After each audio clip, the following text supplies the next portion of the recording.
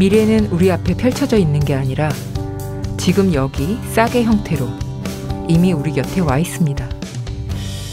지금 우리 곁에 없다면 미래에도 우리 곁에 없을 겁니다.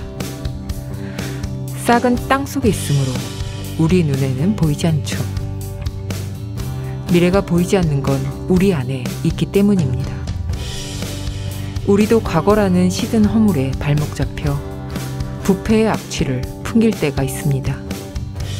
그러나 잘 읽은 흙 속에서 현재라는 통통하고 새하얀 순이 얼마나 많이 힘차게 밀고 올라오는지 볼 수만 있다면, 은밀히 발아하는 씨앗이 얼마나 많은지 우리가 볼 수만 있다면, 늙은 식물이 제 몸을 추슬러 진하게 응축해서 살아있는 순에 주입하고 그 순이 언젠가 생명의 꽃으로 피어난다면, 우리 안에서 남몰래 꿈틀거리며 분주히 일하는 미래를 볼 수 있다면 우리도 자신 있게 말할 수 있을 겁니다. 우울과 불신은 어리석고 부질없으며 그 무엇보다도 살아있는 사람이 최고라고. 성장하는 사람이야말로 가장 훌륭하다고 말입니다. 카렐 차페크의 산문집 정원 가꾸는 사람의 12달 중에서 일부를 읽어드렸습니다. 미래는 이미 현재에 우리 안에 있다는 사실을 작가는 12달의 시간 동안 식물을 키우다 깨닫게 됩니다. 땅을 뚫고 올라올 새순들을 생각하면 흙을 일구는 지금 현재에 충실해야 한다고요. 언젠가는 무성하게 피어날 땅속의 씨앗들을 향해 미리 인사를 건네봅니다. 잘하고 있다고. 그러니 힘내라고. 우리는 무한한 미래들을 품은 채 오늘도 부지런히 현재를 일굽니다. 여기는 문학라디오 문장의 소리입니다.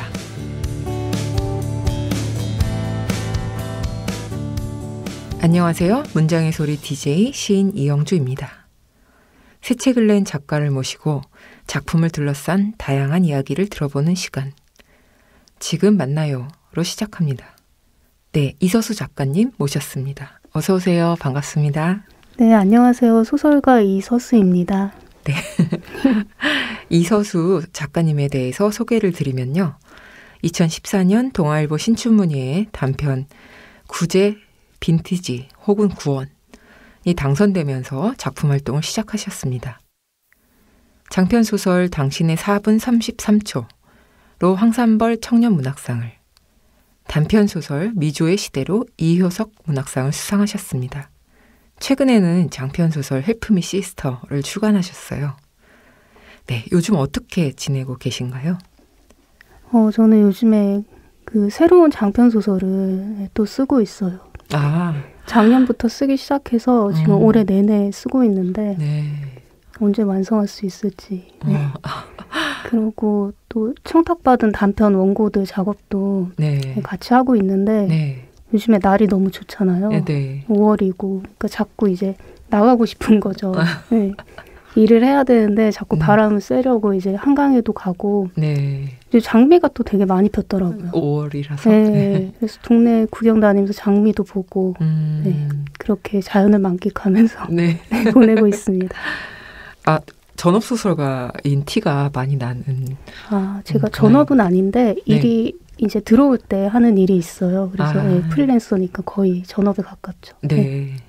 이번에 그 내신 소설이 두 번째 장편 소설이거든요.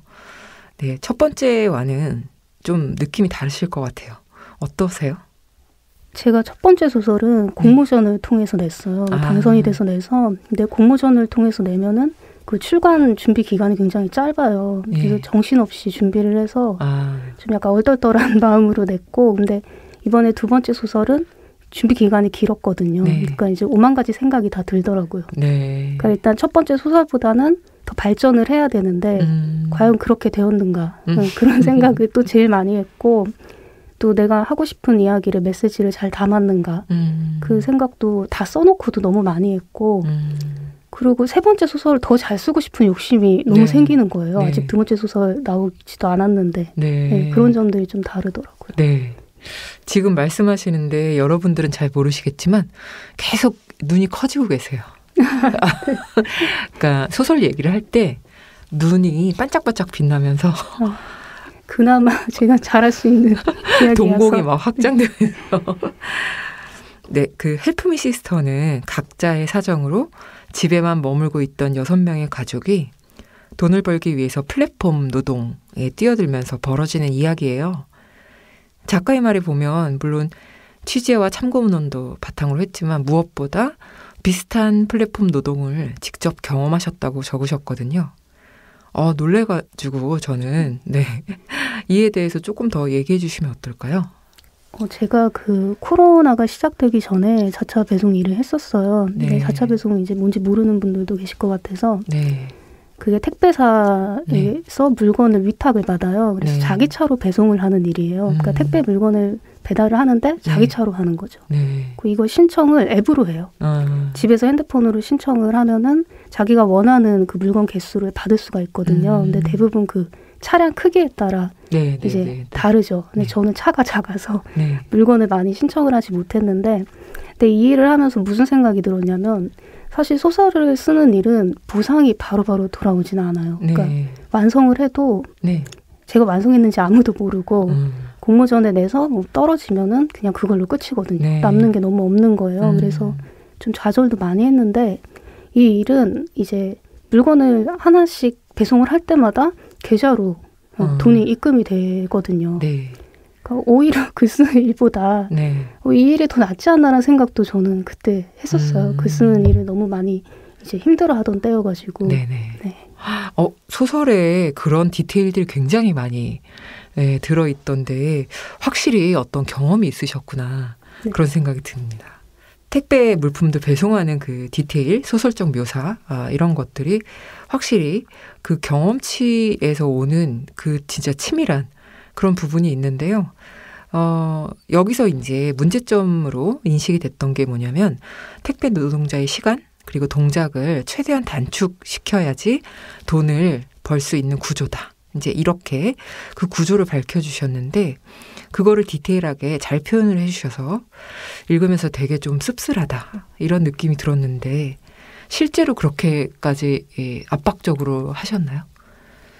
실제로 그렇게 했어요. 이게 제가 경험한 것들이 이제 바탕이 됐는데 일단 차 안에 물건을 최대한 많이 실어야 돼요. 왜냐하면 두 번에 나누어서 배송을 하면은 이 기름값이 낭비가 되니까.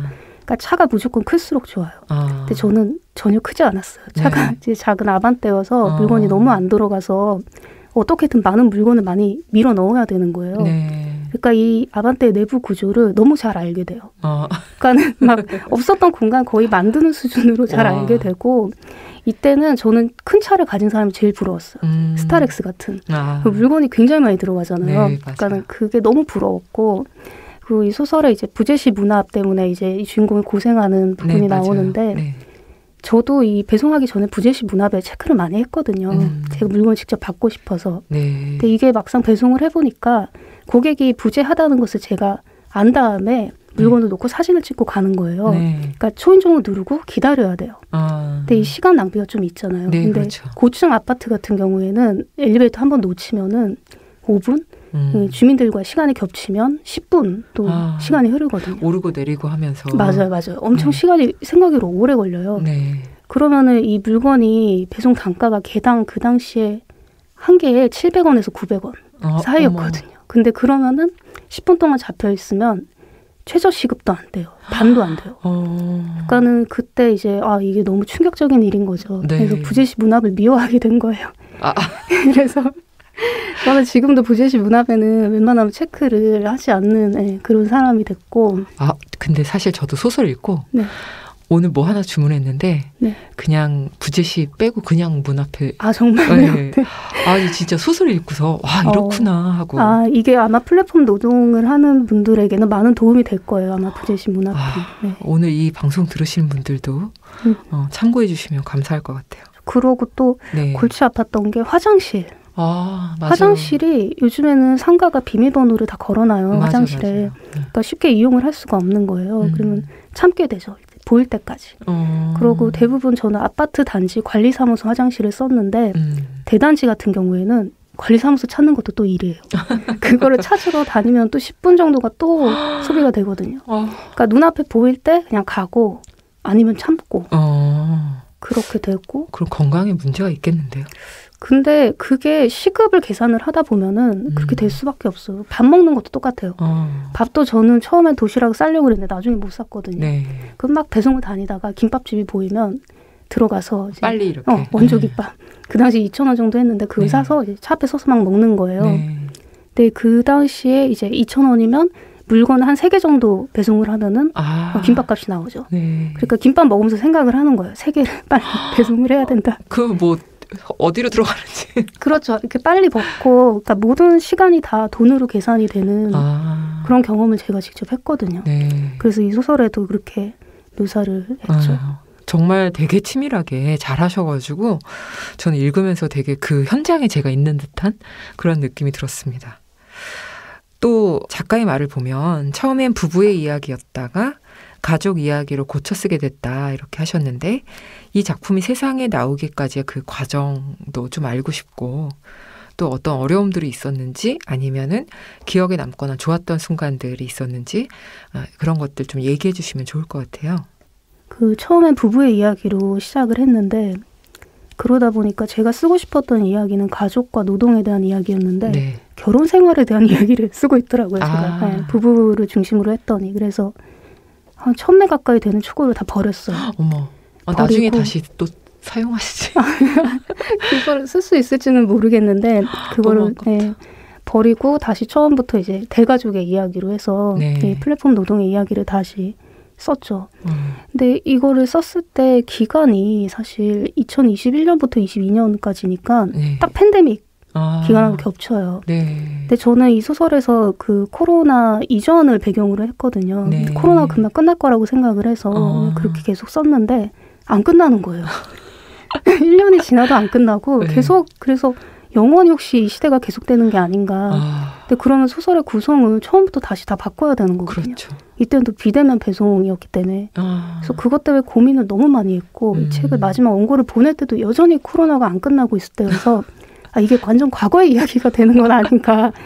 그런 걱정을 좀 많이 하면서 보냈는데 지금 다행히 엔데믹으로 가고 있어서 이렇게 설정을 하기 잘했다는 좀 생각을 했고 또 좋았던 순간은 이 소설의 도입부에 보면은 수경이 엄마하고 같이 자차 배송을 하는 장면이 있어요. 근데 원래는 그 장면이 없었어요. 근데 제가 저희 엄마랑 같이 이 자차 배송 일을 얘기를 하는데 저희 엄마가 갑자기 일 하고 싶다고 하시는 거예요.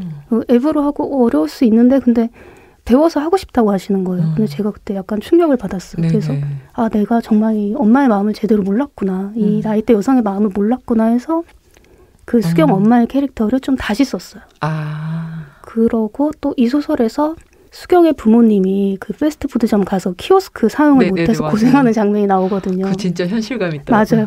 저도 실제로 저희 엄마하고 같이 햄버거 가게 갔는데 아무리 알려드려도 엄마가 못하시는 거예요. 그렇죠. 어색하니까. 지금도 제가 없으면 못하세요. 그러니까는 그런 순간들을 엄마도 좌절하지만 저도 같이 좌절감을 느끼거든요. 그리고 이게 코로나 그 기간에 키오스크 매장이 너무 많이 늘어난 거예요. 맞아요. 그러니까 엄마가 어느 매장에 가서 물건을 구입하지 못하고 그냥 나오는 일도 많아졌고 그래서 이 이야기도 꼭 써야 되겠다 해서 이 소설에 추가를 하게 됐는데 그러니까 이런 일상 속에서 그런 소설의 소재를 발견할 때 저는 가장 기쁘더라고요. 맞아요. 아무래도 그게 진짜 현실감을 높여주고 사회의 현장감 이런 것도 반영이 되니까 저희도 읽으면서 매우 공감이 잘 되는 것 같습니다. 헬프 미 시스터라는 그 제목 보면은 소설에 보면 이 앱의 그 단체명이기도 하고 근데 저는 실제로 있지 않나 싶어서 찾아보게 됐어요. 있어요, 실제로. 그래요? 네. 저는 네이버에 쳐봐서 그런가 보다. 헬프 미 시스터라는 앱과 관련이 될 것 같아서 여쭤본 건데 제가 그 헬프미 시스터 쳤더니 소설만 엄청 나오더라고요. 그래서 어떻게 이게 제목이 되고 실제로 앱은 있는지 이것도 궁금해서. 그 헬프미 시스터는 그러니까 여성 전용 심부름 서비스 앱 그렇게 이해를 하시면 될 것 같아요. 네네. 그러니까 고객도 여성이고 거기에서 일하는 노동자들도 다 여성이에요. 그러니까 여성이 어떤 도움을 필요로 하는 상황이 있을 때 같은 여성에게 도움을 청한다는 의미거든요. 그래서 이걸 어떻게 짧은 이름으로 만들 수 있을까 고민하다가 도와줘요 언니가 떠올랐어요, 맨 처음에. 근데 이게 앱 이름으로 하기에는 약간 입에 안 붙는 느낌이 있어서 영어로 좀 바꿔봤더니 헬프미 시스터가 됐고 제가 언니라는 단어를 좋아해요. 그 시를 읽다가도 언니라는 단어 나오면 되게 집중하고 소설을 읽다가도 그 단어에 되게 집중을 하는데 엄마와는 좀 다른 느낌이 있는 것 같아요. 그렇죠. 뭔가 의존할 수 있고 뭔가 도움을 받을 수 있을 것 같은 느낌이 드는. 공감도 되고. 네. 저도 언니에게라는 시집을 냈습니다. 네, 꼭 읽어보겠습니다. 네. 깨알같이.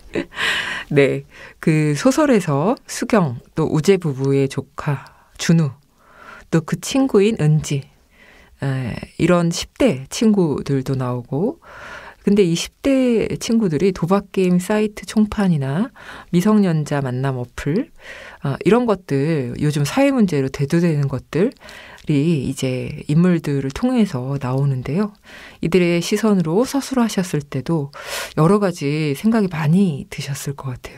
이게 아무래도 어두운 내용이다 보니까 이게 자칫 어른의 시선으로 그리면 교훈적인 내용으로 그냥 흘러가 버리더라고요. 근데 그렇게 되면은 이 10대 이 아이들의 문제를 제가 소설 속에 그냥 장치로 이용하는 것밖에 되지 않더라고요. 그래서 그렇게는 절대 그리지 말아야겠다고 생각을 했고 그래서 이 10대 아이들의 시선으로 그려야겠다.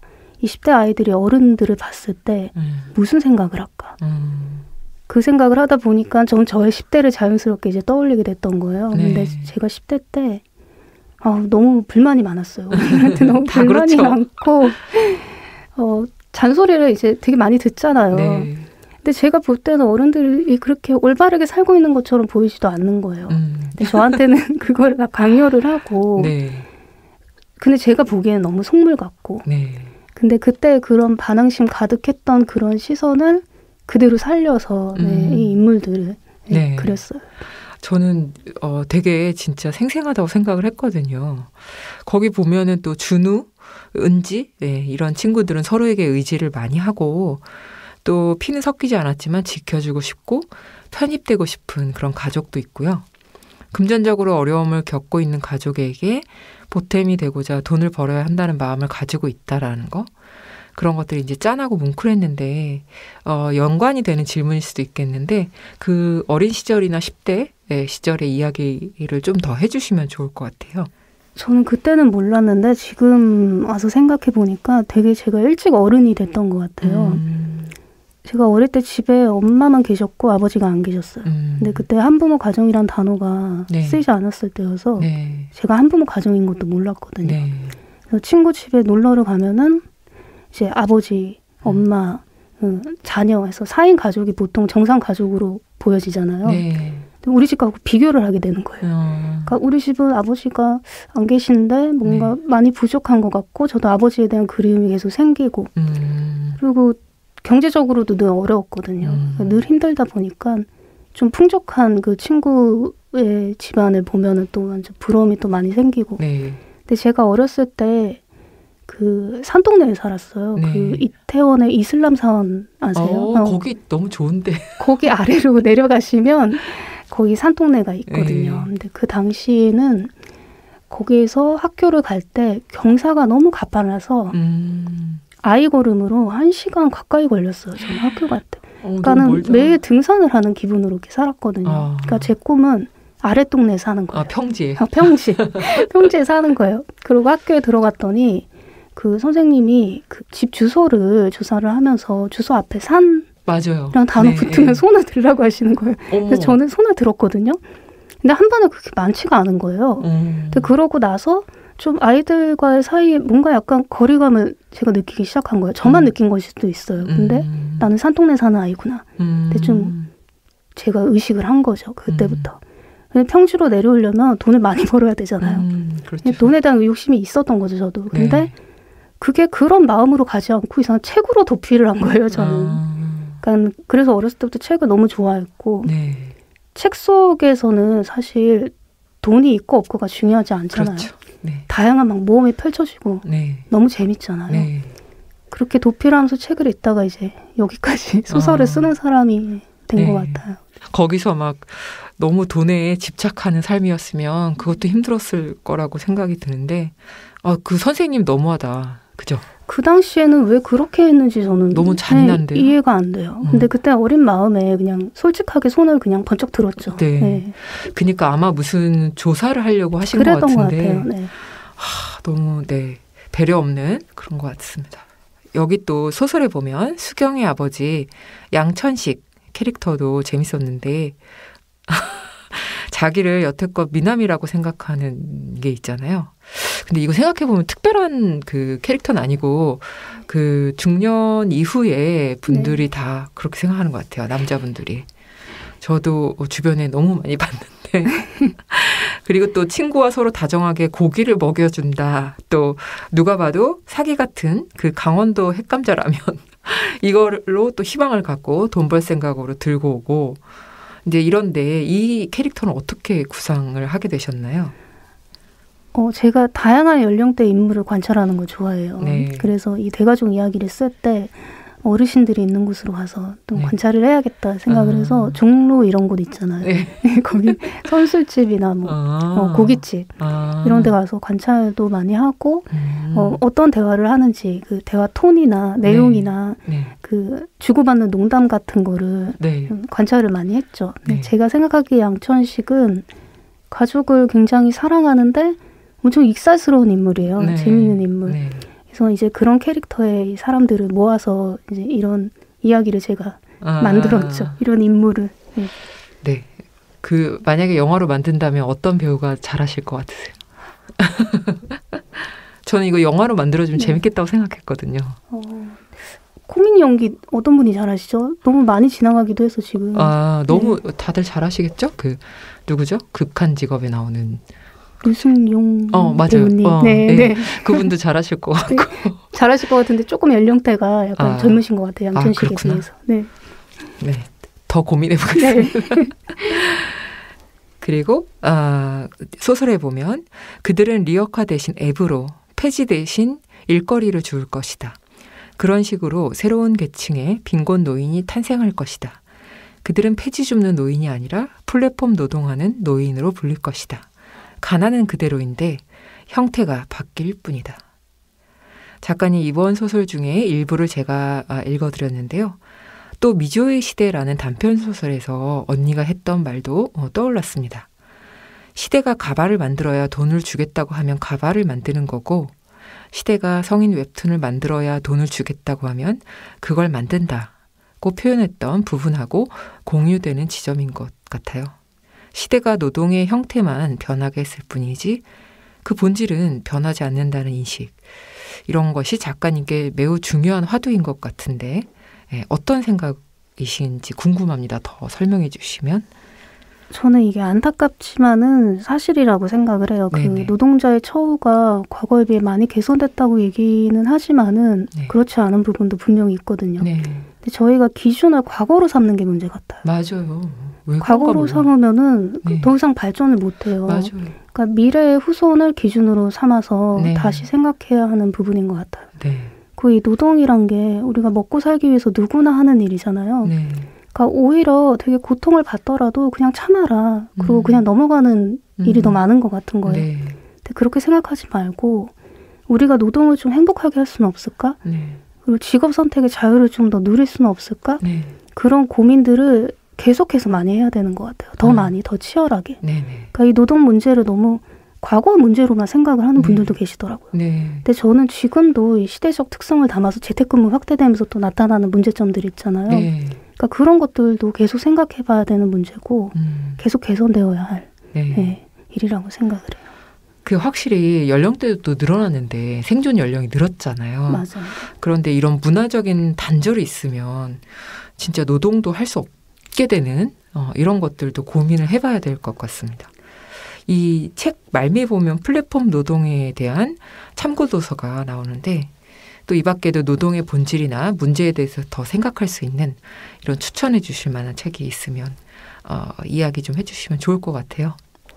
이 책은 제가 이 소설을 완성하고 나서 읽은 책인데 존 버시의 죽음이라는 책이에요. 네. 근데 이 책의 부제가 제가 적어왔는데 네. 갈아넣고 쥐어짜고 태우는 일터는 어떻게 사회적 살인의 장소가 되는가. 오. 네, 너무 와닿죠. 부제가 너무. 네, 저도 이 부제를 보고 선택을 했어요. 네. 그래서 여기에 보면은 이 책에 나오는 부분인데 인생 이모작, 부캐를 통한 대박 신화까지도 이 설득의 언어라는 거죠. 우리를 더 많은 노동으로 밀어넣기 네. 위한 그 설득의 언어라는 말을 너무 좋아서 제가 밑줄 천 부분을 적어왔는데 네.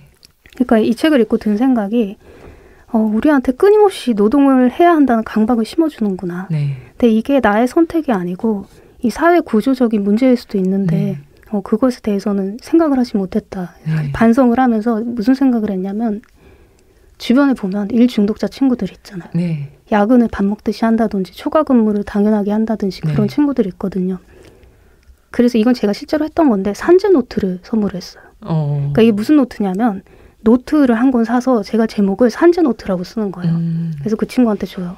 너가 초과 근무를 하거나 회사에서 뭐 부당한 업무 지시를 받았을 때 이 노트에 다 기록을 해라. 그러니까 이게 무슨 의미가 있냐면 너가 얼마나 일을 너 자신을 갈아 넣으면서 하고 있는지 이 노트를 통해서 자각을 할 것이고 이런 비극적인 일은 있으면 안 되지만 혹시 네가 나중에 과로사했을 경우에 이게 소송에 아주 중요한 네. 증거가 된다. 네.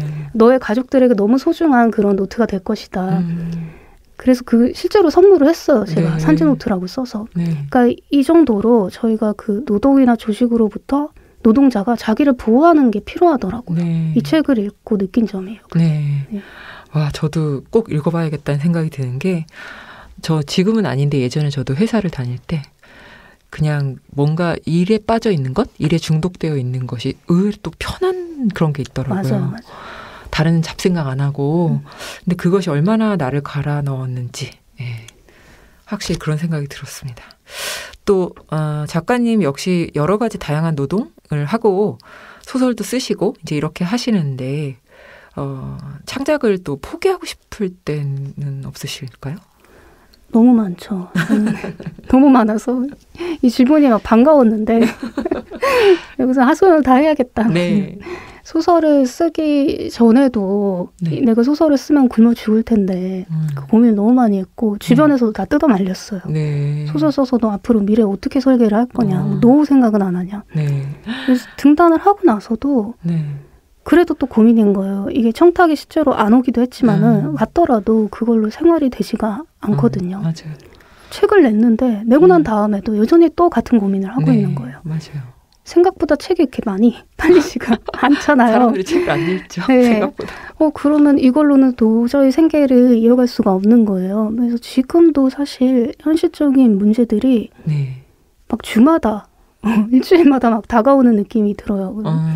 왜냐하면 뭐 집세 내는 날짜 막 오고 그러잖아요. 맞아요. 그러고 이사해야 될 때 갑자기 부동산 맞죠. 네. 맞아요. 그게 너무 많이 치솟아 있는 거예요. 네. 제가 한 2년 전에 이사했을 때에 비해서.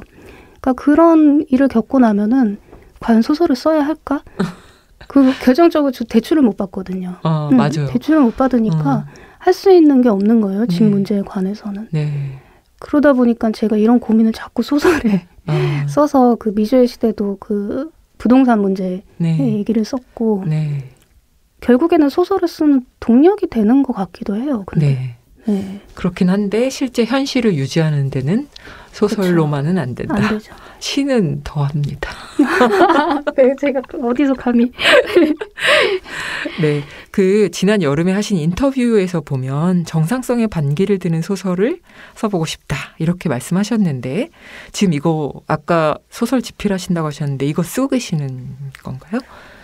이 얘기를 사실은 아직은 못 쓰고 있어요. 지금 집필하는 얘기도 여성 노동자의 이야기고 언젠가는 이 얘기를 쓰고 싶은데 그 정상적인 가족, 정상적인 젠더, 네. 정상적인 사랑의 방식 네. 이런 거에 좀 반기를 드는 이야기를 중심으로 한 소설을 언젠가는 쓰고 싶어요. 그러니까 네. 다양성을 좀 아우르는 그런 이야기들을. 근데 아마 자전소설 느낌이 좀 강하게 나지 않을까 그런 생각도 들고 제가 여성의 이야기에 지금은 관심이 굉장히 많거든요. 그래서 여성의 섹슈얼리티에 대해서도 더 써보고 싶고 여성의 노동 문제에 대해서도 더 써보고 싶고 거기에 이제 부동산과 계급 문제도 같이 버무려서 네. 너무 기대됩니다. 진짜 제가 작가님 보면서 이렇게 손가락으로 하트 표시도 하고 네, 이번 시간은 내가 가장 사랑하는 문장들 낭독하는 시간인데요. 작가가 작품에서 직접 골라오신 문장을 작가의 목소리로 낭독해 주시는 시간입니다. 네, 이서수 소설가님의 목소리를 통해 들어보도록 하겠습니다. 수경은 문득 열차 플랫폼에 서 있는 가족들이 떠올랐다. 각자 확고한 목적의식을 갖고 있는지는 모르겠으나 열차를 타겠다는 열망을 품고 그곳에 서 있다. 그러다가 열차가 도착하면 어떤 방향으로 향하는지도 모르고 타버린다. 일단 타고 보자. 당장 어딘가로 데려다 주긴 하니까. 버려진 잠수함 같은 물류센터에 진입할 때마다 수압 같은 압력이 수경을 짓눌렀다. 그러나 오늘은 우재와 함께였기에 그 압력이 조금 덜했고 심해 밑바닥을 걷는 것 같은 발걸음도 한결 가벼웠다. 우재와 함께 하나의 산소통을 공유하며 걷는 것도 나쁘지 않았다. 우리가 지금 너무 잘 헤쳐나가고 있다고 말하면 우재야, 모두가 우릴 비웃겠지. 수경은 그렇게 생각하며 깜빡이는 앞차의 비상등을 바라보았다. 늪에 빠진 사람들이 쏘아올린 희미한 신호탄 같았다. 저 먼저 깜빡, 구해주세요, 깜빡. 네, 작가님의 목소리로 잘 들었습니다. 이 문장을 선택해서 낭독해 주신 이유가 있으실까요? 이 소설에 등장한 주인공 수경의 심정을 가장 잘 표현하는 문장이라고 생각을 했고 제가 실제로 배송 일을 했을 때 네, 겪었던 그런 감정이에요. 네, 그래서 이걸 선택을 했습니다. 네, 되게 절절하게 느껴지는 부분이었습니다. 저도 읽으면서 되게 좋았는데 네, 자, 이제 지금 만나요의 마지막 코너로 넘어갈 시간입니다. 바로 마이 페이보릿인데요. 작가들이 최근 꽂힌 음악, 감동받은 영화부터 새로 발견한 맛집까지 작가님이 요즘 푹 빠져있는 것에 대해 독자분들과 함께 이야기 나눠보는 코너 속 코너입니다. 이서수 작가님이 요즘 푹 빠져있는 것은 무엇일까요? 저는 이 질문 보자마자 떠올랐습니다. 나의 해방일지요. 네, 이 드라마를 너무 재밌게 보고 있어요.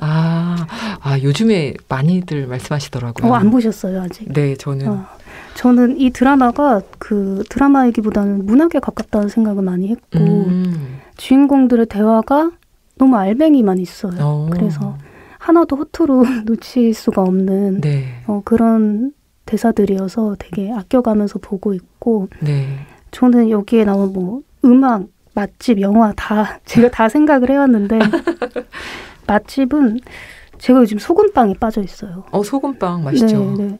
근데 안지 얼마 안 됐거든요.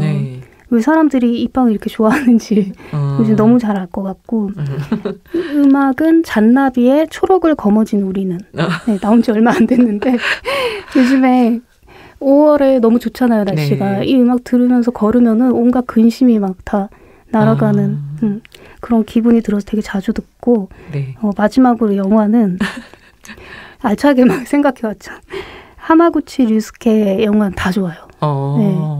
드라이브 마이 카도 좋고 해피아워도 좋고 우연과 상상은 아직 안 보고 아껴두고 있는데 곧 봐야죠. 근데 이 영화는 영화인데 이상하게 문체가 느껴져요. 영화를 볼 때. 그래서 이 감동 영화를 다 좋아합니다. 네. 진짜 알차게 잘 소개해 주셔서 너무 감사합니다. 네, 이제 보내드려야 할 시간인데 아쉬운 마음을 대신해서 질문 마지막으로 하나만 더 드리자면 지금 소원 카드에 적고 싶은 문장을 4글자로 함축해서 말씀해 주시면 어떨까요? 장편 완성. 이것도 보자마자 떠올랐습니다. 마구 응원. 네, 감사합니다. 네, 그럼 저희는 이서수 작가님 보내드리고 잠시 후에 다시 뵙겠습니다.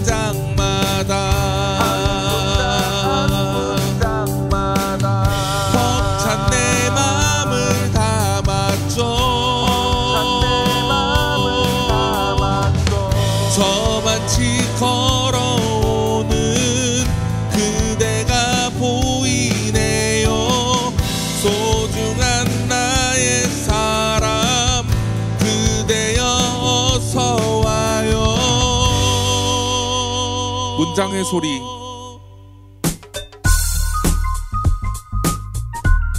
이번 코너는 3분 책 광고 시간입니다.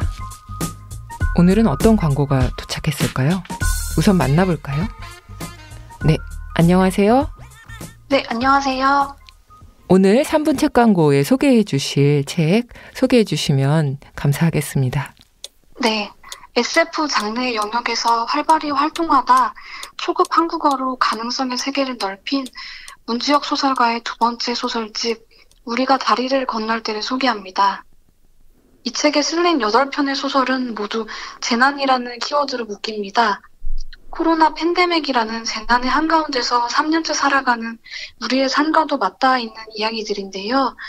소설 속 인물들이 각자의 재난을 맞아 헤쳐나가는 삶의 방식, 이들이 마주한 불행을 무사히 건너도록 소설가가 사려 깊게 마련해준 길목을 따라가다 보면 분명 큰 파도가 휩쓸고 지난 뒤에 깨끗해진 해변 같은 그런 위로를 받으실 수 있을 겁니다.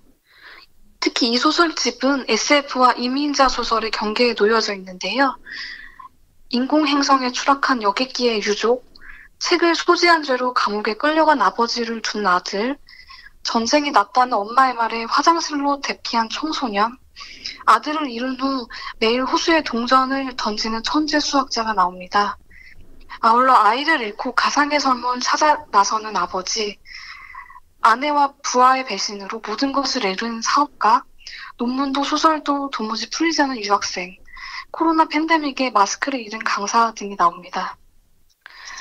이 소설집은 다산책방의 오늘의 젊은 문학 시리즈 5번째 책이기도 한데요.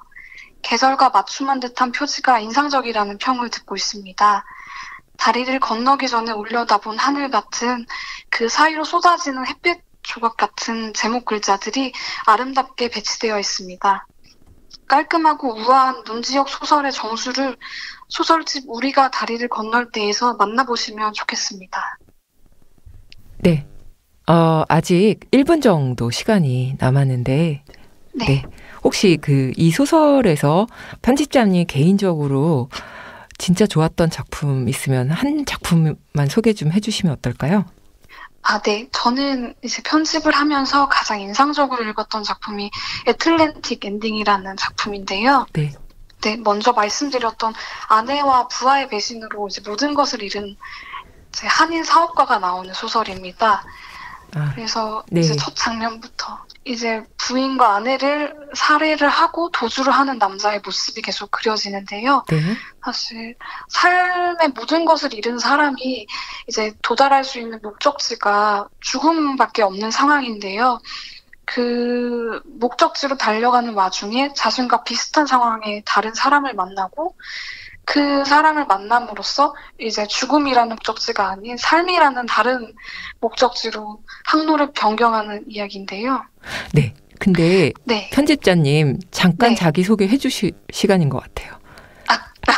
네. 저는 다산북스에서 한국문학, 그러니까 한국 소설을 만들고 있는 편집자 한나래입니다. 네. 딱 3분 맞았습니다. 네. 감사합니다. 네, 괜찮나요? 아니, 목소리도 너무 예쁘시고 너무 잘하셨어요. 네. 감사합니다. 네, 감사합니다. 네, 지금까지 3분 책 광고 우리가 다리를 건널 때였습니다.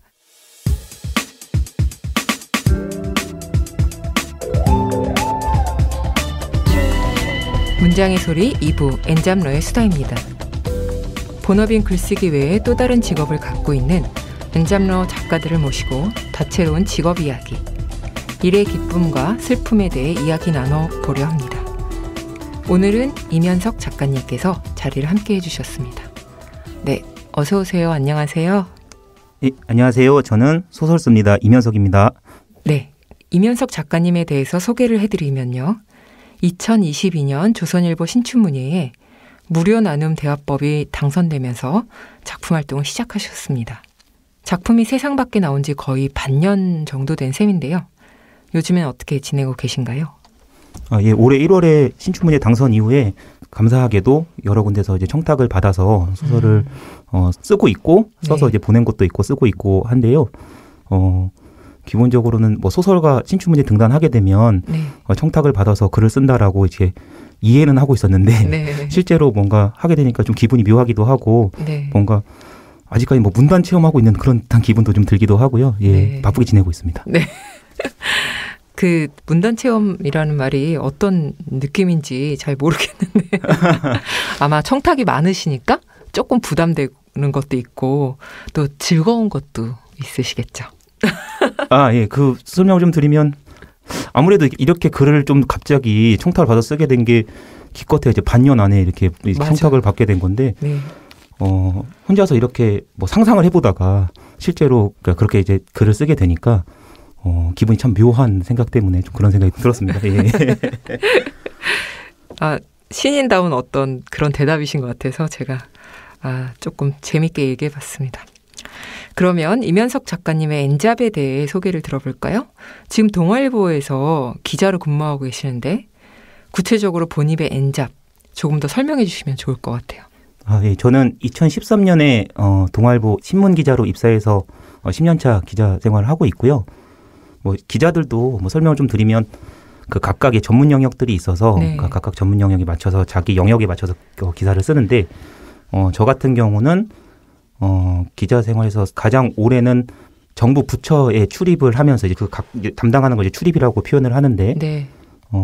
정부 정책이 국민들에게 어떤 영향을 미치는지에 대한 어떤 분석하는 기사들을 주로 써왔습니다. 그래서 이렇게 설명하면 좀 어려우니까 네. 좀 사례를 들어 말씀드리면 그 굉장히 2016년에 핫했던 정부 용역 보고서여서 굉장히 핫했던 그 고등어 미세먼지, 고등어 미세먼지가 어떤 영향을 미치는지 이런 기사들을 써서 굉장히 큰 화제가 네. 됐던. 맞아요. 예. 그때 고등어에서 막 이런. 네.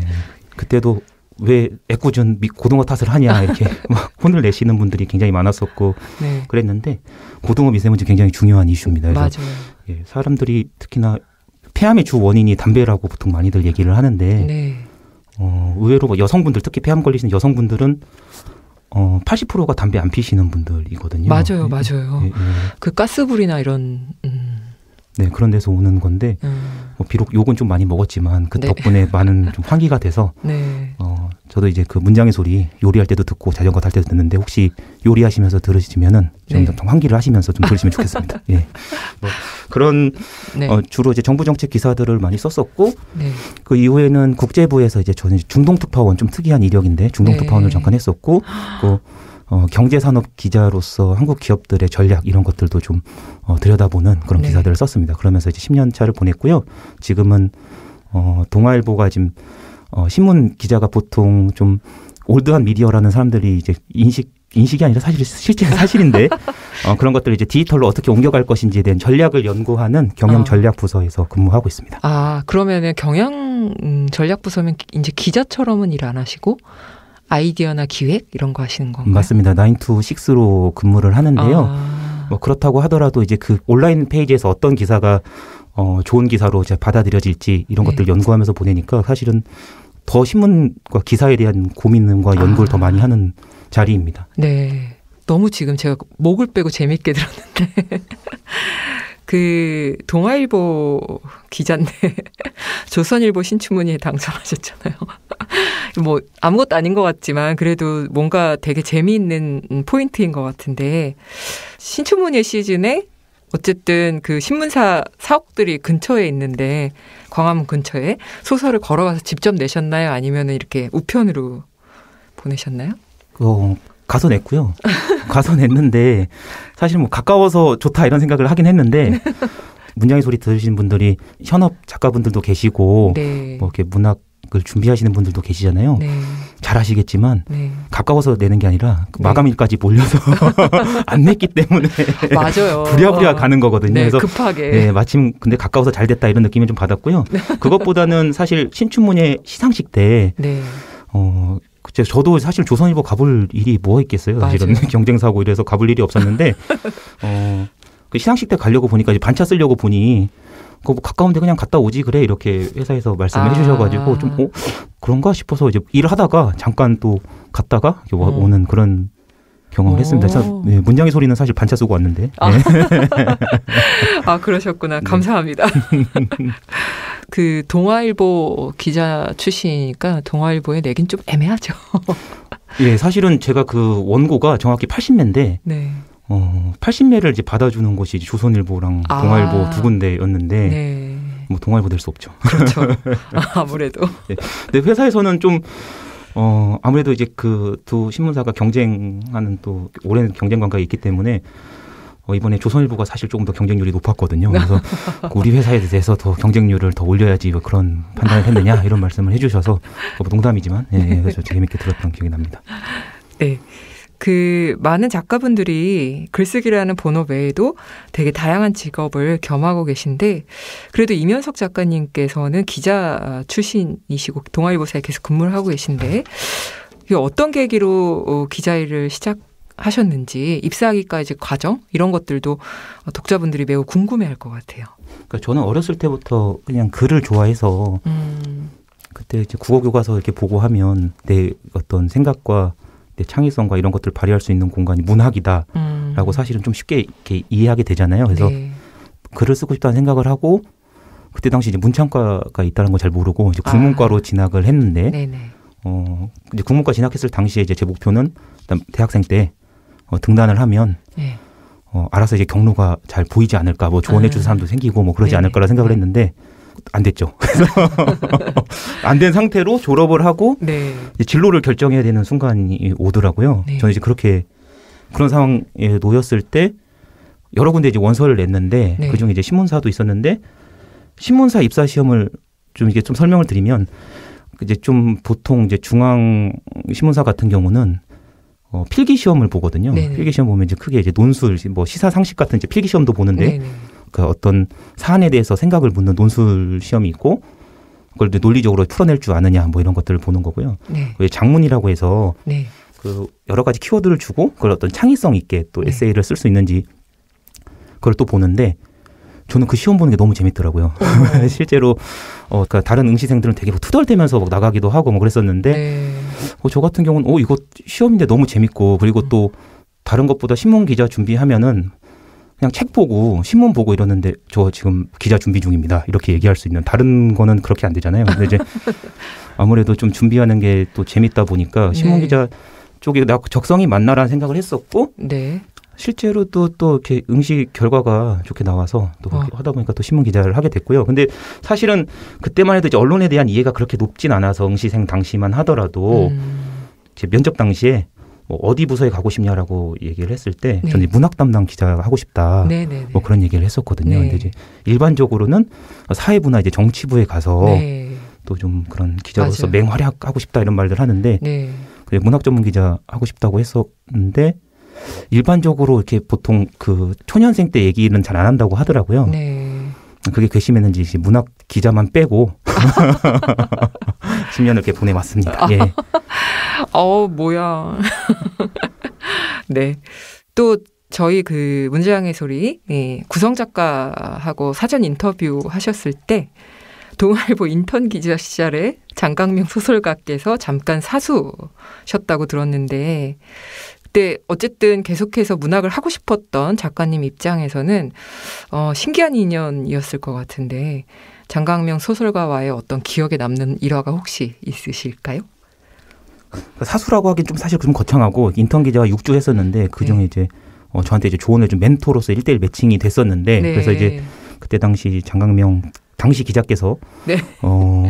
국회에 계셨는데 이제 저도 이제 국회로 출근해서 이제 좀 지시도 받고 이런 역할들을 했었습니다. 근데 그때 당시 저는 뭐 개인적으로 가장 궁금했던 게 소설도 쓰시고 네. 기자 활동도 하시는데 그 두 개가 병행이 가능하냐 그런 질문을 물었던 기억이 나거든요. 근데 그때 당시 그 기자로서도 굉장히 열심히 하시고 네. 탁월하셨거든요. 그래서 어떻게 저걸 다 하지라는 생각을 했고 뭐 야근도 하시고 뭐 그런 기억이 막 남아서 근데 너무나 당연하다는 듯이 뭐 가능하지 이렇게 말씀하시더라고요. 그래서 저는 이제 가능한가 보다라고 생각을 입사했는데 나중에 이제 그 장강명 지금 이제 소설가께서 작가께서 쓰신 글들을 보니 기자 시절에 굉장히 잠을 쪼개가면서 글을 쓰셨다고 하더라고요.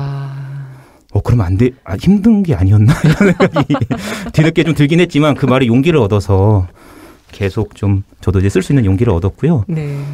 그리고 이제 제가 이제 그 인턴 마지막 할 때 그 소설집에 뒤에 이렇게 소설가도 그때 인턴 기자 신분이었기 때문에 입사가 뭐 확정되고 이런 게 아니었었거든요. 그래서 네.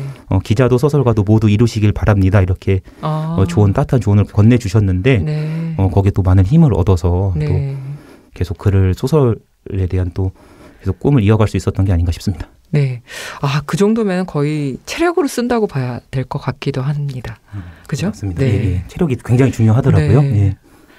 작가님께서 또 보면 2020년 7월부터 2021년 8월까지 카이로 주재 중동 특파원으로 근무를 하셨다고 들었어요. 저도 이집트 갔었거든요. 이집트. 예. 네, 이집트는 중동 최대 화약고인 팔레스타인 가자 지구의 접경 국가이기도 하고, 그래서 아무래도 많은 일들을 겪으셨지 않을까 싶은데 어떻게 가게 됐고 또 그곳에 머무시면서 주로 어떤 기사들을 쓰셨는지도 매우 궁금합니다. 일단은 그 회사에서 잡 포스팅 이렇게 떠서 그 중동 특파원 자체가 동아일보뿐만이 아니라 대한민국 언론에서 굉장히 특수한 희귀한 포지션이거든요. 아, 그렇구나.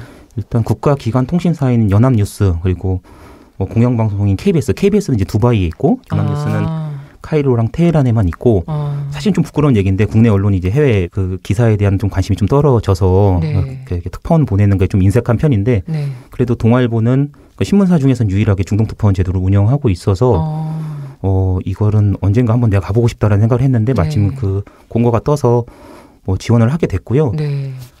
궁금했던 거는 일단 그 중동 기사 같은 경우는 네. 굉장히 심도 있게 쓰는 기사거든요. 아주 사소한 갈등이나 분쟁처럼 보이는 일이라고 하더라도 네. 그 역사라든지 문화라든지 종교라든지 굉장히 복잡하게 얽혀 있어서 그 심도 있게 기사를 풀어내야 되는데 네네. 그런 좀 심도 있는 기사를 한번 써보고 싶다. 그러니까 주로 제가 발표 자료 같은 것들을 분석해서 쓰는 기사, 그것도 물론 심도 있는 기사지만 네. 아무래도 좀 역사라든지 이런 종교와 문화가 어우러진 기사를 한번 써보고 싶다라는 생각으로 네. 지원을 하게 됐고 네. 무척이나 생각보다 네. 이런 낭만적인 생각과는 다르게 네. 굉장히 좀 어렵기도 하고 네. 실제로 이제 거기서 만나는 이제 주로 이제 이집트에서 만난 분들 아랍인들이니까 그분들의 좀 심정이라든가 이런 것들 좀 듣게 되면 조금 더 가슴 아프게 좀 기사 쓰는 기사들도 좀 있었고 그때 당시 제가 특파원 가 있는 동안에는 좀 국제면을 장식했던 뉴스가 이스라엘이 팔레스타인 가자 지구를 아주 주기적으로 공습을 하는데 아주 대대적으로 공습을 했었던 때가 있었거든요. 그때 당시 외신 관련 빌딩도 무너지고 뭐 이런 식의 공습이 있었는데 그때 당시 이제 그런 아랍 사람들의 생각이나 이런 것들을 신문 기사로 좀 옮길 수 있어서 그런 점들이 조금 보람 있게 생각을 하고 이렇게 생각을 하는 경험이죠. 예. 그리고 좀 개인적으로 좀 더 재밌는 거는 아무래도 한국에서는 좀 많이 알려졌던 게 혹시 수에즈 운하가 막혔던 거 기억나세요? 지난해 사실은 그게 그 운하가 막히면 그냥 운하가 막힌 거구나라고 생각이 들지만 큰일 나는 거예요. 예, 저도 그 처음에는 이집트 현지 언론에서 운하가 막혔다, 교통사고가 났다 이렇게 보여서 세상에 배도 교통사고가 나니 하고 좀 가볍게 생각하고 넘겼는데 30분 뒤에 전 세계 모든 언론들이 글로벌 물량의 20%가 마비됐다. 그리고 전 세계 모든 휴지부터 시작해서 볼펜 이런 것들이 모두 생필품의 물가가 오른다라고 하는 그 현장에 가서 또 취재를 해봤었고 한국에 그걸 알려서 또 기사 쓰고 이런 경험들이 굉장히 좀 재밌게 느껴졌던. 근데 저는 수에즈 운하가 막혔던 그 기사에 대한 생각은 잘 안 나는데 어쨌든 그 수에즈 운하가 막혔다라는 상징성이 보통은 아닐 것 같다. 거기서 뭔가 많은 거래를 하니까. 일단은 당장 우리 실물 경제에서도 휴지값이 오르고 이런 문제이기 때문에 맞아요. 사실은 그래서 우리가 글로벌 기사에도 많은 관심을 기울여야 되는 맞습니다. 거죠. 와, 그렇구나. 그 타국에서 생활하시면서 인상 깊게 남았던 일들 같은 게 있을까요? 의식주에 대한 것도 좋고 사람이나 또 사물에 대한 기억. 이집트는 저도 가봤을 때 너무 경이로웠던 건 역시 유적지인데 어디도 담지 않은 문명의 그 형태가 너무 저는 충격이었거든요. 압도된 게 있었어요. 근데 기자님은 소설가님, 기자님, 소설가님 막 헷갈리는데. 저도 헷갈립니다. 예. 네, 소설가님 이야기도 좀 해주시면 좋을 것 같아요. 네. 당연히 이제 그 유물 같은 경우도 굉장히 좀 인상 깊었고, 이집트 같은 경우는 유물을 자국이 아주 그냥 중요한 어떤 관광 자원의 맞아요. 일부기 때문에 네. 굉장히 널리 알리려고 하고 그런 부분들에 대해서도 뭐 굉장히 재밌게 취재를 했는데 아무래도 말씀 주신 것처럼 그 유물 같은 경우는 그래도 국내에서는 비교적 좀 잘 알려져 있는 편인데 네. 좀 기자로서 좀 아무래도 좀 깊게 체험하다 보니까 좀 알게 된 거는 그 이집트는 지금 현재 군부 독재 맞아요. 국가거든요. 네, 그래서 네. 10년 전쯤 2011년에 민주화 운동이 일어나서 정권이 바뀌어서 민선까지 했다가 네. 다시 이제 다시, 네. 쿠데타 때문에 군부 독재가 된 건데 그 이집트의 대학생들 그러니까 저는 어떤 느낌을 들었냐면 네. 1980년대 뭐 70년대 이럴 때 외신 기자들이 한국에 왔을 때 느꼈던 감정들을 좀 비슷하게 느꼈어요. 그러니까 대학생들도 거기는 이제 한류 열풍이 좀 있어서 네. 좀 놀랐던 것 중에 하나가 그 택시 드라이버 그 영화를 봤다라면서 우리도 이제 한국처럼 네. 좀 민주화도 잘 이루어질 수 있을지 좀 네. 어떻게 생각하느냐 이런 질문도 받고 네. 뭐 아주 이제 친한 사이가 돼서 이제 내밀한 얘기까지 하게 됐을 때 그런 얘기들을 하는 걸 보면 우리가 조금 더 아랍 세계라든지 좀 글로벌 세계에 대한 어떤 생각들을 해야 된다는 느낌을 들었어요. 왜냐하면 이제 한국이 더 이상 작은 나라가 아니라는 생각이 네. 좀 들었어요. 그러니까 저가 갔을 때만 해도 이제 홍콩이라든지 홍콩 민주화 네네네네. 시위라든지 뭐 태국에서도 어떤 민주화 운동 맞아요. 비슷하게 이제 네. 있었고 그때마다 다 한국을 롤모델로 얘기를 맞아요. 했었거든요. 예. 근데 네. 사실 실질적으로는 한국이 그만한 어떤 좀 리더십을 발휘하지 못하고 있는 상황인 건 사실이어서 더 이상 한국이 뭐 그때마다 이제 저기 한국은 작은 나라여서 이런 거 신경 좀 쓰기 어려워라고 하는 게 그동안 우리가 가지고 있는 스탠스였는데 네. 사실 그 사람들 이렇게 만나서 얘기해 보면 네. 그런 식으로 우리가 더 이상 좀 글로벌 무대에서 너무 작은 나라라고만 생각하는 건 좀 문제가 있을 수도 있겠다. 그런 생각이 좀 들었고요. 네. 네, 그렇습니다. 네. 와, 오늘 제가 공부하는 느낌인데, 매우 그 현장감 있는 그런 얘기 해주셔서 또 소설가로서도 굉장히 보기 싫을 것 같아요. 뭐 쓸 게 너무 많으실 것 같은데. 일단은 이집트란 나라가 어떤 느낌이냐면 그 19세기 말부터 20세기 초에 근대 관광이라는 개념 자체가 생긴 네. 나라이기도 하거든요. 그래서 그 작가들이 네. 그 유명한 작가들이 이집트에 와서 휴양지 공간에서 계속 글을 썼었거든요. 그런 데서 일단은 좀 그런 공간들을 보면서 자극도 좀 많이 받기도 하고 네. 대표적으로 아가사 크리스티가 다 네. 이집트를 주제로 한 소설들도 많이 맞아요. 쓰고 네. 예. 그랬었는데 그런 좀 배경적으로서 저한테 좀 영감을 주는 것도 있었고 네. 아까 말씀드린 것처럼 이집트에서 만난 사람들 그 네, 사람들은 경제 상황도 되게 안 좋아서 청년 인구의 한 30%가 실업자이거든요. 그래서 그런 상황에서 어떤 젊은이들은 또 보통은 이집트에서 오랫동안 이어져 온 가치관이 이제 종교와 관련된 가치관인데 네. 그 종교와 관련된 가치관에 의존하지도 않고 네. 그리고 어떤 취업도 안 되고 뭐 이런 식의 상황 속에서 또 희망을 잃지 않고 살아가는 어떤 방법들을 뭐 히피들이 특히나 그런 고민들을 하면서 살아가더라고요. 그래서 네. 그런 모습들을 봤을 때 그런 고민들과 그런 모습들이 저한테 주는 영감들이 있어서 뭐 이집트를 배경으로 소설을 쓸지 모르겠으나 그런 경험과 생각들이 자연스럽게 다음 글에도 맞아요. 녹아들지 네. 않을까라는 네. 생각이 듭니다. 와, 너무 멋있다. 또 작가님 되게 상징적이었던 게 카이로에서 돌아와서 그 이듬해 1월에 신춘문예에 당선되셨잖아요. 그래서 그러면 카이로에서 소설 열심히 쓰셨나? 아까 말씀하신 것처럼 그 작가들의 어떤 기운을 받아서 그렇게 쓰셨나 하는 생각이 좀 드는데 그때 당시에 썼던 소설이 당선이 되신 거 맞습니다. 그래서 네. 회사에서도 일을 제대로 안 한 거냐 이런 얘기를 그 말씀 하시려고 하신 건가요? 맞습니다. 예, 약간 그 일은 제대로 굉장히 많은 고민들을 하고 했지만 저희가 저녁 시간이 기자 같은 경우 한국에서 기자 생활은 저녁도 사실은 취재의 일부거든요. 그러니까 한국 같은 경우는 그 외신과 좀 비교해 보면 네. 그 정보의 공개 투명성이 굉장히 낮은 나라여서 사람을 통해서 정보를 얻어야 되는 그 빈도가 훨씬 높거든요. 그래서 많은 사람들을 더 만나고 대화를 나눠야 되는데 뭐 저희가 데이터를 분석하거나 이런 식의 좀 지적인 기사를 쓰기가 굉장히 좀 어려운 환경 핑계처럼 들리긴 하지만 제가 더 노력을 해야겠지만 그런 환경인데 그래서 사람을 많이 만나고 다녔다면 이집트에서는 일단 술도 못 마시고 네, 그러다 보니까 좀 더 내면에 대한 성찰 그리고 막 저녁이 되면 그 아잔이라고 해서 기도 소리가 들립니다. 네. 그럼 얼마나 경건해지나요. 그래서 또 그 경건한 마음으로 또 글을 쓸 수 있었던 환경이었습니다.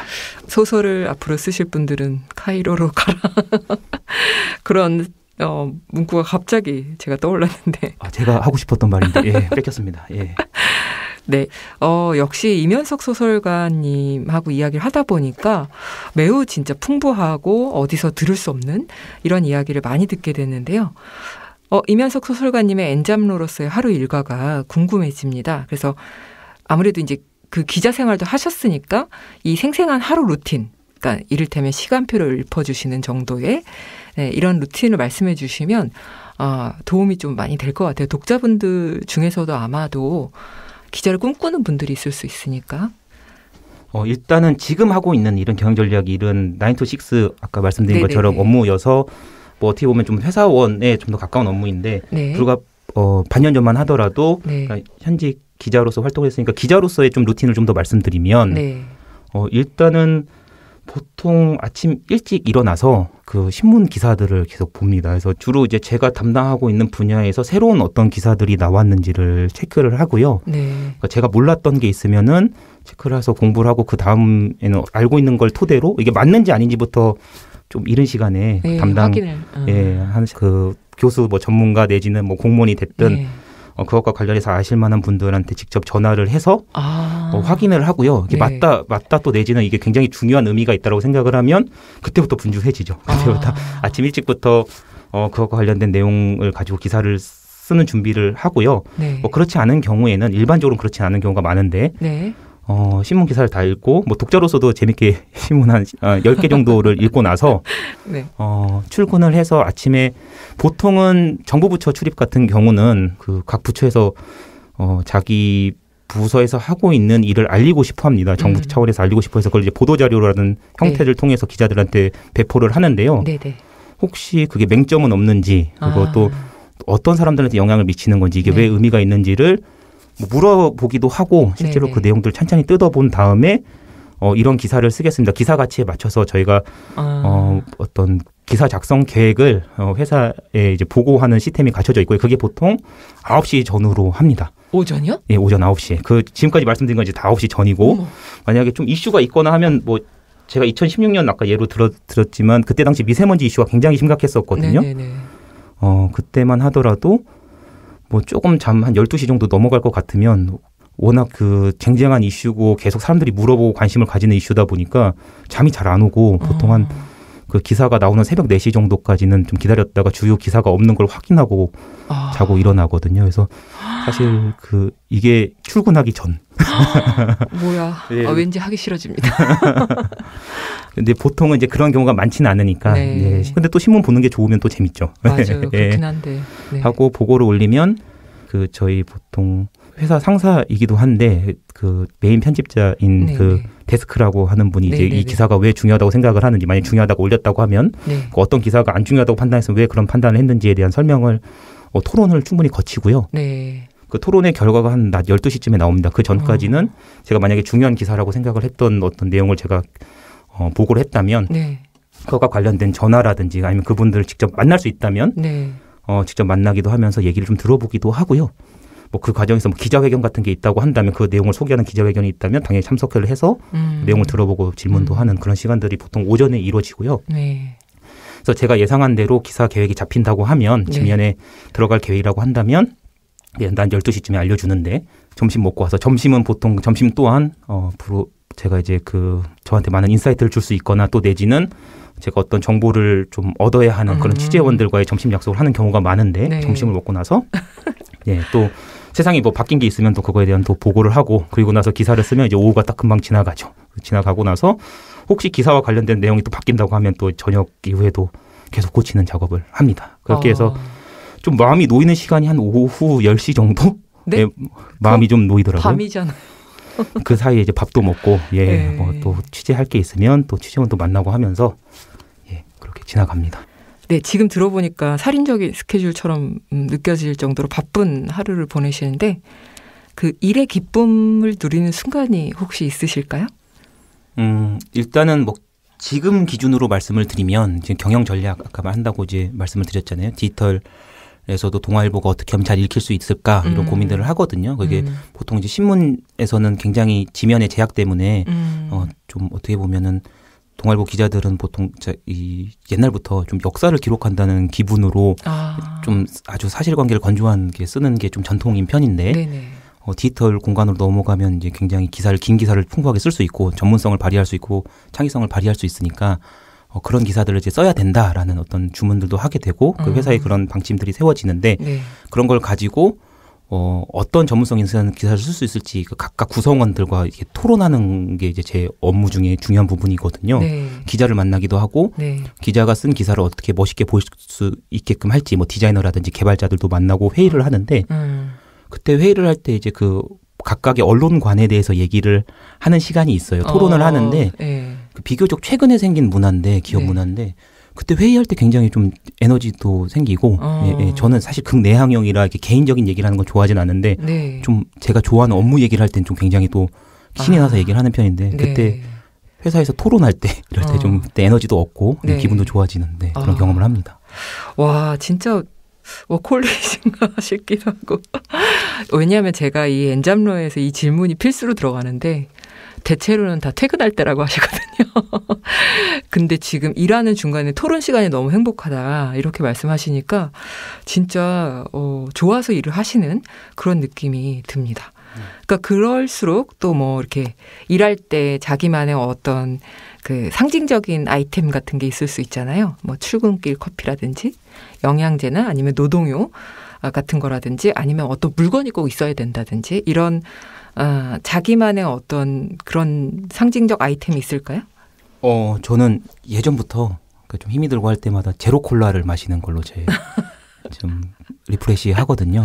그리고 회사에서 가끔씩은 주기적으로 혼밥을 하고 콜라를 들고 이제 회사 근처 주변에 있는 궁을 가서 벤치에 앉아서 뭐 좀 새들도 보고 뭐 동물 지나가는 동물들도 보고 하면서 좀 힐링을 하는데 콜라 마시면서 뭔가 그 맥주 마시는 듯한 기분을 내면서 궁을 점심 때 바라보고 있을 때 그때 뭐 힐링이 됩니다. 그래서 저의 어떤 저희 그런 의미 있는 아이템은 콜라로 하겠습니다. 근데 계속 비싸져서 그게 좀 고민이긴 합니다. 네, 콜라가 나올 줄은 정말 몰랐습니다.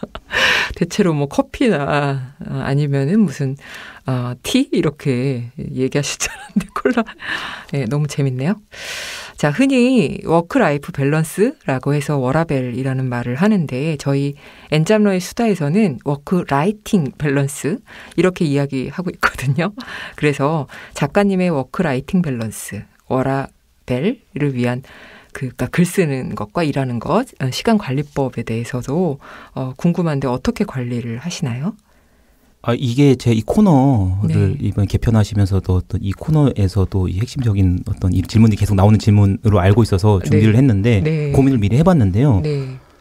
다른 분들은 이렇게 계획에 맞춰서 글을 쓰시더라고요. 근데 저 같은 경우는 좀 평소 하루에 이렇게 시간 관리를 통해서 글을 쓴다기보다는 그 글을 쓰고 싶을 때 좀 내킬 때 쓰는 편이어서 근데 글을 쓸 수 있는 어떤 쓰고 싶어하는 마음가짐을 만드는 걸 더 중요하게 생각을 하거든요. 그래서 좀 짬을 내서는 이제 보통 책을 많이 읽으려고 하고 그 좋은 글을 읽으면 계속 글이 쓰고 싶어지니까 중요한 말씀이시네요. 예, 그런 방법으로 하고 있어서 이 질문의 취지에 굉장히 맞지 않는 사람인 것 같은데 그래도 뭔가 시간을 좀 짬을 내면 그런 것들을 좀 생각을 하고 있다가 금요일 날 이제 밤 넘어가는 시점에 좀 몰아서 쓰는 편인데 밸런스 얘기인데 좀 약간 깨져 있는 것 같긴 하네요. 근데 저는 그렇게 씁니다. 그래서 근데 뭐 시간 관리를 철저하게 하지 않으셔도 뭐 충분히 쓰실 수 있을 것 같다 이런 말씀을 좀 저 같은 사람들한테도 응원을 좀 하고 싶습니다. 네, 대단하신데 그 지금 말씀하신 거의 시쓰기의 밸런스거든요. 근데 소설을 그렇게 쓰신다니 정말 대단하신 것 같습니다. 문학 얘기를 조금 더 해보자면 그 작가님 데뷔작이 무료 나눔 대화법이잖아요. 그래서 그 줄거리 보면 오래전 아내가 주문 제작한 원목 식탁을 화자가 모종의 이유로 인해 중고거래 어플에다가 내놓는데요. 이 식탁을 무료 나눔하는 과정에서 여러 가지 부침을 겪다가 결국 젊은 인디 힙합 그룹 멤버들에게 식탁을 넘기게 됩니다. 처음에 편견 어린 시선으로 이들을 바라보다가 서서히 마음을 열게 되는데 마지막엔 작업실까지 따라가서 식사도 같이 하고 대화다운 대화를 나누는데요. 이 작품을 어떻게 구상하시게 됐는지 좀 얘기해 주시면 좋을 것 같아요. 아무래도 좀 기자 경험이랑 맞물려서 얘기를 드려야 될 것 같은데요. 주로 이제 보통 기자로서 한국 사회에서 보통 성공하신 분들 인터뷰하는 경우가 많은데 보통 40대, 50대 남성분들이 주로 많은 편이잖아요. 네. 근데 그분들을 만났을 때 자기 어떤 프로젝트의 성공이라든지 뭐 경영의 성공이라든지 이런 것들을 주로 개인의 자질로 환원해서 설명하시는 경우들이 많은데. 그거 너무 네, 근데 대화하다 보면 좀 특히나 좀 어렸을 때는 아니, 상황이나 운에 맞춰서 조금 더 그런 경향도 있을 것 같은데 라고 말씀하면서 막 논쟁도 붙고 뭐 그랬는데 나중에 가면 갈수록 조금 지금 보면 좀 안쓰러운 느낌도 좀 많이 들기도 하고요. 그분들이 기대고 있는 가치관이라고 하는 게 그 전통적인 뭐 가족 가치관이라든지 전통적인 가치관이 기대고 있는 경우가 많은데 그런 가치관들, 그러니까 젊은 분들은 사실은 좀 그것보다는 조금 더 그런 기존 가치관 외에 자기가 정립해가는 가치관들에 맞춰 따라가고 있는 모습들이 어떤 그분들의 눈에는 혼란스러운 것처럼 보이지만 그분들에게도 좀 말씀을 드리고 싶었어요. 그런 그분들도 물론 안쓰러운 측면들이 있고 대화를 해보면서 그런 좀 서로가 이해할 수 있는 부분들이 좀 생기지 않을까라는 생각들을 가지고 소설을 쓰게 됐습니다. 네. 너무 좋은 말씀이신 것 같은데 그거를 어떤 문화에 따라서 되게 다르게 받아들이는 것들을 소설을 통해서 이렇게 접근을 해서 보여주시니까 너무 좋은 것 같아요. 이면석 작가님의 또 당선 소감을 보면 가사를 쓸 때도 그리고 소설을 쓸 때도 이해한 것만 쓰고 이해하지 못한 것은 남겨둔다 이런 대목이 있는데 글을 대하는 태도가 솔직 담백하다 이런 인상을 받았어요.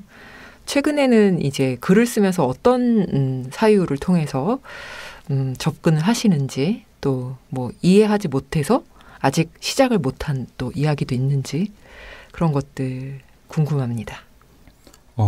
그보다는 제가 느끼기에는 그러니까 글이라고 하는 게 굉장히 어떻게 보면 논리적인 구성을 따르는 경우가 많기 때문에 내가 모든 것을 알고 장악하고 있다라는 느낌으로 쓰기가 되게 사실 쉬운데 좀 문학적인 감각은 어떻게 보면 그것들 우리가 다 안다라고 말을 하기보다는 좀 그 어떤 나한테 느낌을 주는 풍경으로 같이 데려가는 게 더 중요한 게 아닌가라는 생각을 할 때가 많거든요. 그래서 내가 이 어떤 느낌을 받았을 때 그것에 대해서 무리하게 해석하기보다는 어떤 그 같은 풍경을 바라보게끔 할 수 있는 그런 방식으로 글을 써야 한다라는 어떤 교훈을 좀 얻었는데 그런 태도가 뭐 신문 기사 쓸 때도 마찬가지고 오만하지 않게 이것들을 내가 알고 뭐 재단하고 주장한다기보다는 우리가 한번 생각해보자 이런 얘기도 건넬 수 있는 거고 소설에 있어서도 마찬가지인 것 같아요. 그래서 그런 태도로 글을 쓰려고 한다라는 어떤 얘기를 담고 있고 모르고 있는 것 다 모르죠.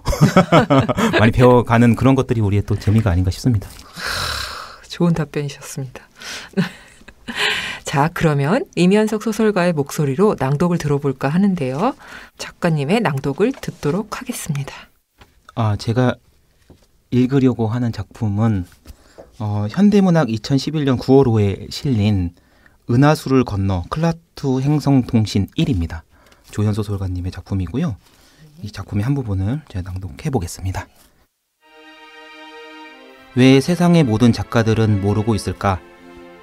자신이 기분 내키는 대로 지어내는 모든 운명들은 무한에 가까운 평행 우주에서 실제로 존재할 수 있는 어떤 개연성의 시간이라는 것을.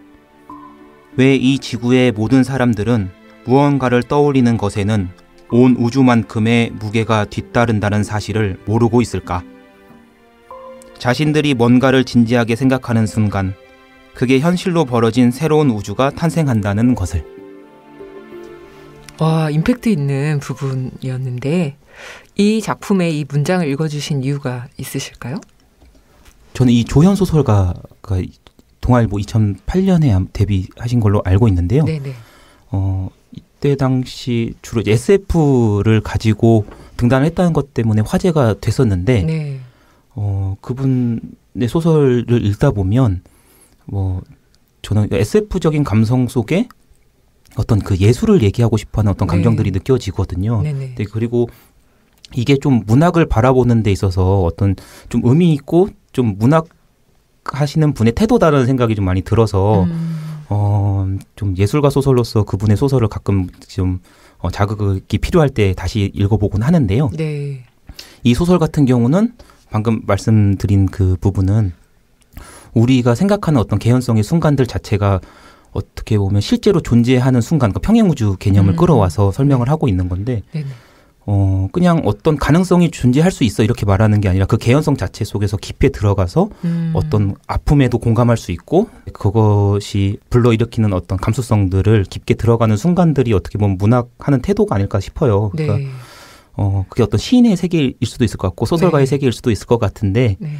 이런 태도들을 우리가 개연성에 마음 아파하고 개연성에 또 즐거워하고 이런 태도들을 좀 가져야겠다 이런 생각들로 글을 쓰려고 합니다. 그래서 네. 그런 마음가짐을 표현하고 싶어서 이 네. 부분을 가져왔습니다. 네.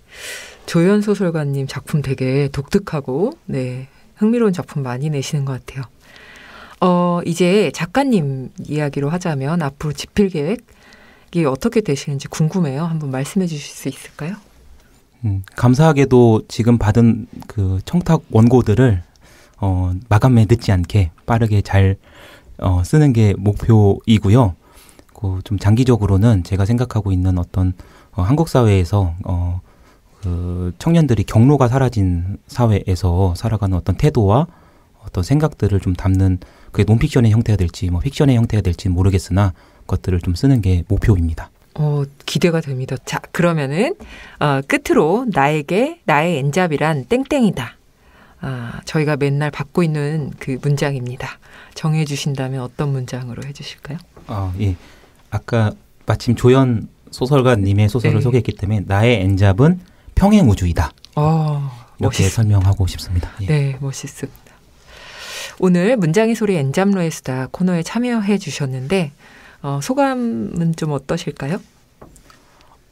처음에 얘기할 때 뭔가 진짜 내 삶으로서 어떻게 받아들여지기보다는 어떤 내가 상상하고 있는 순간들을 좀 살아가고 있어 좀 붕 뜬 느낌? 체험 같다고 말씀드렸었잖아요. 네. 그 문장의 소리도 사실 지금 그렇습니다. 그래서 좀 그래도 이렇게 얼굴을 보고 마주 보고 얘기를 나누다 보니까 네. 체험이 아니라 좀 현실로 좀 와닿는 느낌을 오늘 좀 받았습니다. 그래서 좀 네. 예, 또 이런 좀 좋은 자리들을 많이 참석하고 네. 또 많이 뵙고 많이 또 듣고 하면서 네. 또 작가로서의 어떤 좀 생각들을 다듬어 가고 또 많은 글로서 또 청취자분들과 만나는 그런 시간들을 가지도록 하겠습니다. 네. 감사합니다. 문장의 소리 이제 마칠 시간인데요. 함께해 주신 이면석 작가님 감사합니다. 문장의 소리는 청취자 여러분과 늘 함께합니다. 3분 책 광고는 누구나 책을 홍보하고 알릴 수 있는 코너입니다. 신간을 낸 작가, 편집자, 그리고 독자분들의 많은 참여 바랍니다. 다시 읽어요는 시간이 흘러도 여전히 울림을 주는 책들을 다시 소개하는 코너입니다. 함께 나누고 싶은 책이 있다면 문장의 소리 게시판에 사연을 남겨주세요. 다양한 선물이 기다리고 있습니다. 문학광장 인스타그램과 페이스북 페이지에 이번 방송과 관련된 퀴즈가 업로드됩니다. 정답을 맞춰주시는 분들께도 문장의 소리와 함께하는 협찬사의 다양한 상품을 보내드립니다. 퀴즈 정답자와 함께 문장의 소리 게시판, 유튜브, 네이버 오디오 클립, 팟빵, 팟캐스트에 댓글을 남겨주시는 청취자분들께도 다양한 상품을 보내드립니다. 나의 첫 번째 약국 위드팜에서 프로바이오틱스를, W부티 컴퍼니에서 리다이치 헤어 트리트먼트 에센스를, 대학로 우리 술공간 두두에서 전통주를, BHC에서 치킨 상품권을, 자연의 벗 바이오버스에서 친환경 생활용품을 드립니다. 많이 참여해주세요. 지금까지 연출 김봄, 구성작가 권혜영, 최지은, 저는 DJ 이영주였습니다. 우리 그럼 수요일에 또 만나요. 우리만의 문장의 소리로.